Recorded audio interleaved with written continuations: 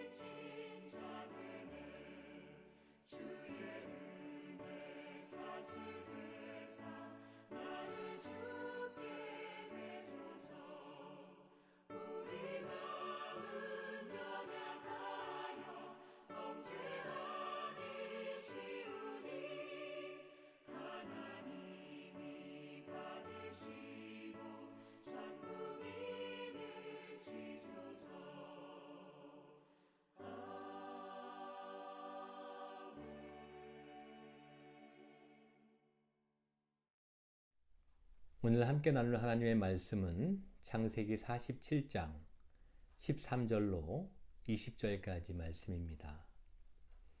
봉독합니다. 기근이 더욱 심하여 사방에 먹을 것이 없고 애굽 땅과 가나안 땅이 기근으로 황폐하니 요셉이 곡식을 팔아 애굽 땅과 가나안 땅에 있는 돈을 모두 거두어 들이고 그 돈을 바로의 궁으로 가져가니 애굽 땅과 가나안 땅에 돈이 떨어진지라. 애굽 백성이 다 요셉에게 와서 이르되 돈이 떨어졌사오니 우리에게 먹을 거리를 주소서. 어찌 주 앞에서 죽으리이까. 요셉이 이르되 너희의 가축을 내라. 돈이 떨어졌은즉 내가 너희의 가축과 바꾸어 주리라.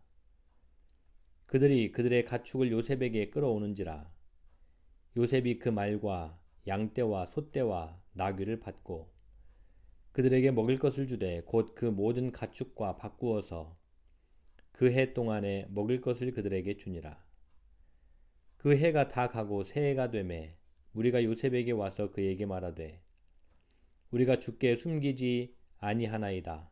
우리의 돈이 다하였고 우리의 가축대가 주께로 돌아갔사오니 주께 낼 것이 아무것도 남지 아니하고 우리의 몸과 토지뿐이라. 우리가 어찌 우리의 토지와 함께 주의 목전에 죽으리이까. 우리 몸과 우리 토지를 먹을 것을 주고 사소서. 우리가 토지와 함께 바로의 종이 되리니 우리에게 종자를 주시면 우리가 살고 죽지 아니하며 토지도 황폐하게 되지 아니하리이다. 그러므로 요셉이 애굽의 모든 토지를 다 사서 바로에게 바치니 애굽의 모든 사람들이 기근에 시달려 각기 토지를 팔았습니다. 땅이 바로의 소유가 되니라. 아멘. 반갑습니다. 오늘은 창세기 65번째 시간입니다. 성경은 기록의 방식이 시대적인 상황과 배경 때문에 그 문체가 음패와 함축과 암시의 방법으로 쓰여 있습니다.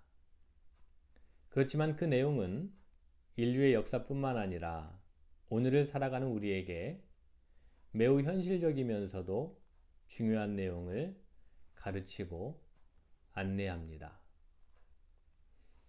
오늘은 창세기 47장의 내용을 중심으로 하나님의 사람, 하나님의 마음을 가진 사람, 바로 요셉은 무슨 일을 어떻게 했는지 살펴보고자 합니다. 그리고 살펴보는 것으로만 그치는 것이 아니라 오늘을 살아가는 우리 사회에 크고 작은 많은 문제점들이 있는데 그 근본이 무엇인지, 더 나아가서 동일한 것을 답습하지 않으려면 무엇을 개혁해야 하는지도 하나님 앞에서 겸손하게 기도하며 말씀을 보면 좋겠습니다. 요셉에 대한 전체 내용에서 요셉이 총리로서 한 일에 대한 기록은 사실 그리 길게 기록되지 않았습니다. 그래서 자칫 중요하지 않다라고 생각할 수 있죠.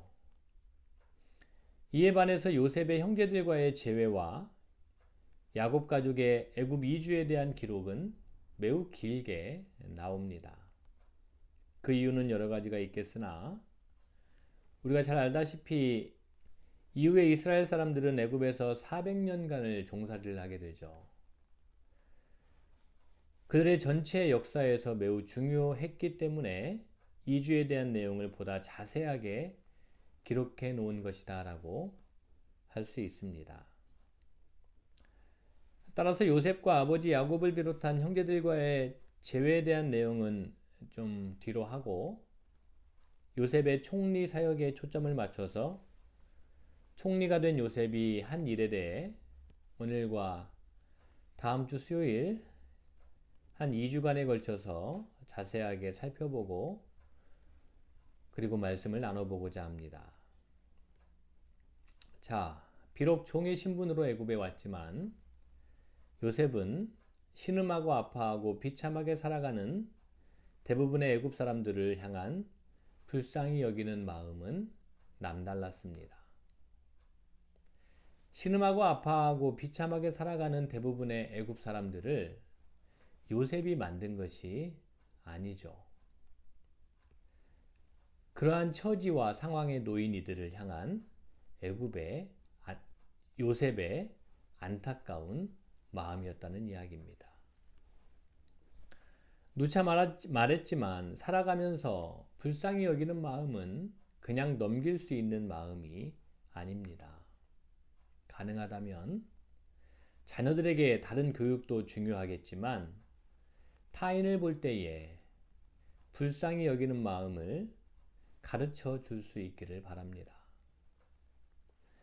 요셉은 애굽에 닥치게 될 흉년에 어떤 사람들부터 어려움을 겪을지를 생각했겠죠.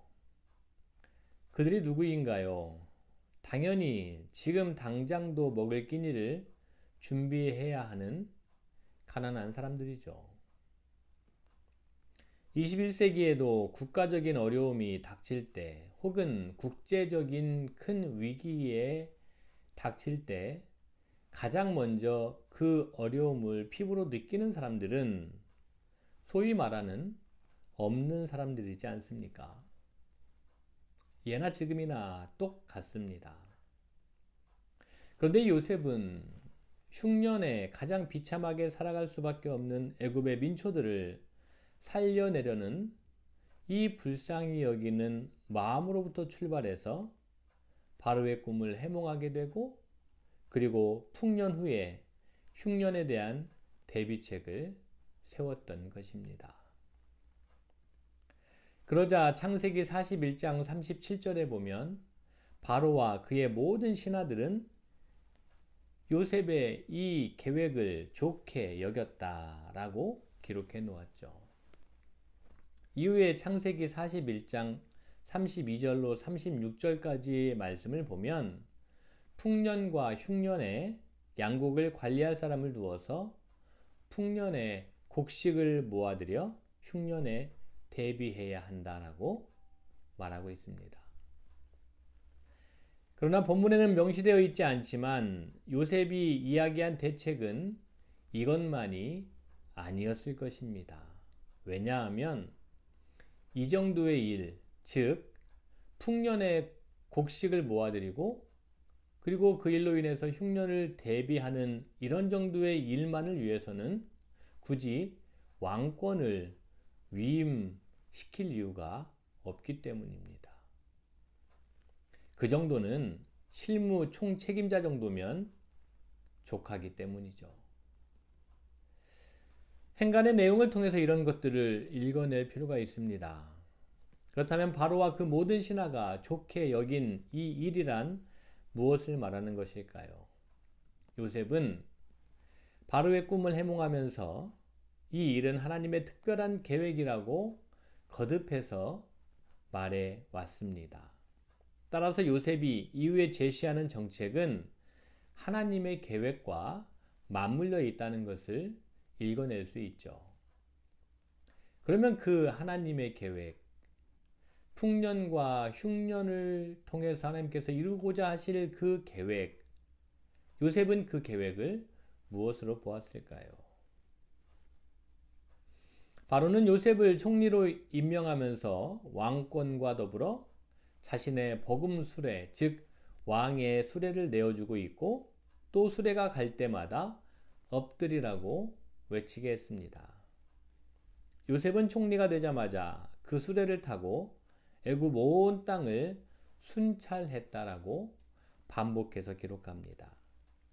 왜 수레에 특별한 비중을 두고 있고 요셉은 그 수레를 타고 전국을 순찰하고 있는 것일까요? 이에 대한 대답이 하나님의 계획에 들어 있습니다. 하나님은 아무런 이유 없이 7년 풍년과 7년 흉년을 내리신 것이 아닙니다. 이 기간에 흉년에 대비한 대비책을 세우라는 말씀입니다. 요셉은 오랜 동안 이를 위해서 기도했고 또 많은 생각들을 해왔습니다.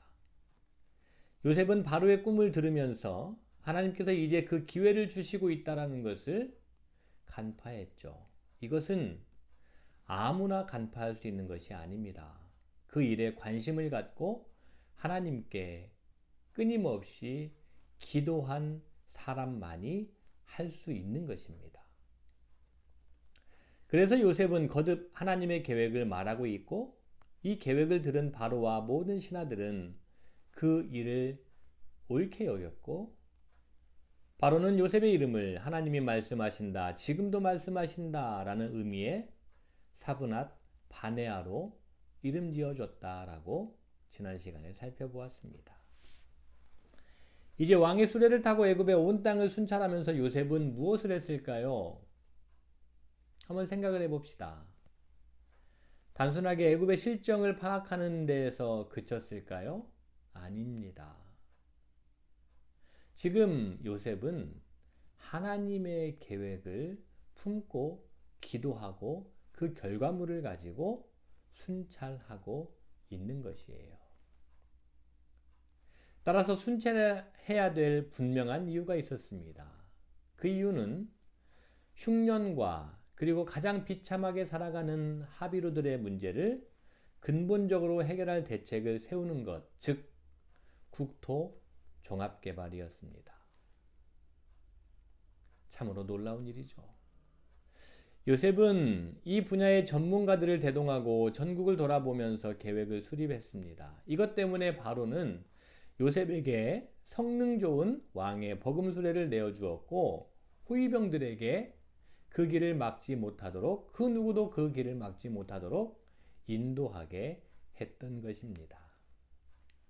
요셉이 제시한 정책은 국토종합개발이었습니다. 바로와 신하들이 이 일을 좋게 여겼다는 것은 바로 이 계획이었습니다. 이제부터 이것을 추진하는 요셉의 정책을 눈여겨볼 필요가 있죠. 거듭된 흉년으로 양식이 떨어진 백성들은 바로에게 와서 양식을 달라고 아우성을 칩니다.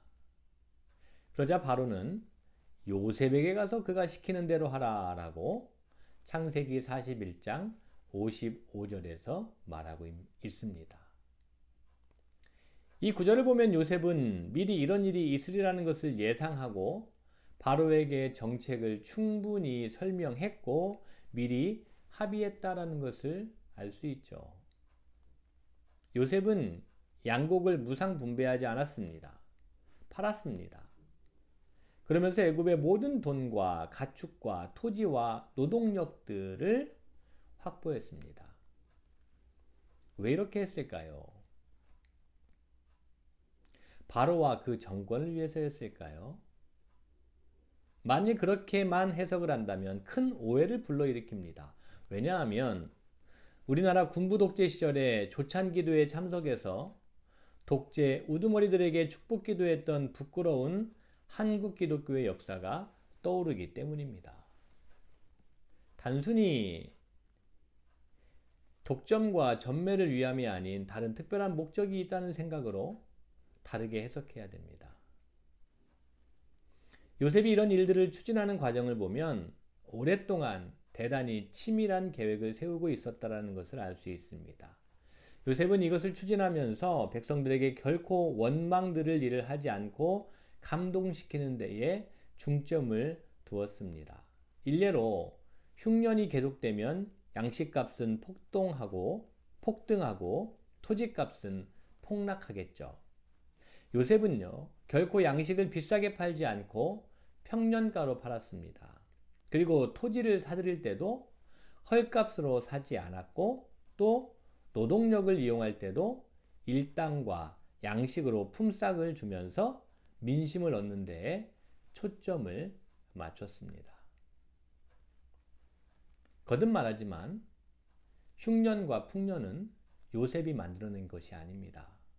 그 위기 가운데서 그 위기를 통해서 하나님의 계획을 실현해 나아가는 지혜가 요셉에게 있었던 것이죠. 요셉이 추진하는 국토종합개발은 백성들의 기근을 근본적으로 해결하는 것이기 때문에 백성들의 원망을 살 이유가 없었습니다. 또 백성들이 마음을 다해서 따라주어야 가능한 일이었습니다. 요셉이 모든 토지를 사서 바로에게 바쳤다라는 구절은 토지의 공개념을 도입해서 국유화시켰다는 뜻입니다. 토지의 국유화는 요셉이 추진하는 정책에 반드시 필요한 일이었습니다. 이것은 결코 백성의 사유재산 강탈이 아니라 영구적인 재분배를 위한 정책이기 때문입니다. 토지 공개념과 분배가 대지주의 등장과 빈민을 막는, 즉 경제적인 양극화를 막는 안전장치이기 때문입니다. 요셉의 이런 정책은 훗날 모세와 여호수아를 통해서 가나안 땅, 그곳을 12개 지파의 땅으로 공정하게 나누는 일로 실현되기도 합니다. 오늘날까지 대한민국 사회의 서울 아파트 값이 천정부지로 치솟는 상황을 보면서 토지의 문제, 땅의 문제, 부의 재분배 문제는 결코 녹록지 않다라는 것이 사실입니다. 한국의 국민 4분의 1이 기독교인이라고 합니다. 믿음의 조상 아브라함의 하나님, 이삭의 하나님, 야곱의 하나님, 그리고 요셉의 하나님을 믿는 그리스도인들이 1000만 명 가까이 된다는 이야기죠. 고대 사회만큼은 아니지만 우리나라의 빈부 차이는 점점 더 벌어지고 빈부 차이는 소득의 차이로 그리고 학력의 차이로 점점 우리 사회에서 단단하게 굳어져 가고 있는 것이 현실입니다. 물론 이런 현실을 거부하면서 최대한 균등한 사회를 만들어가고자 불철주야 연구하고 발표하고 설득하고 또 정책을 만들어서 시행하는 기관이나 단체 혹은 개인들의 노고가 있는 것은 분명한 사실입니다. 또 참 감사하게 생각하고 있습니다. 오늘 요셉의 이야기를 읽으면서 사실 이들이 가장 먼저 떠오른 사람들입니다. 이들에게 하나님의 지혜와 지식이 가득하기를 바랍니다. 왜냐하면 이들이 하나님의 특별한 계획을 펼쳐나가려 하고 있기 때문입니다. 자, 또 하나는 요셉은 가장 어려운 위기의 상황을 통해서 애굽을 변화시킵니다.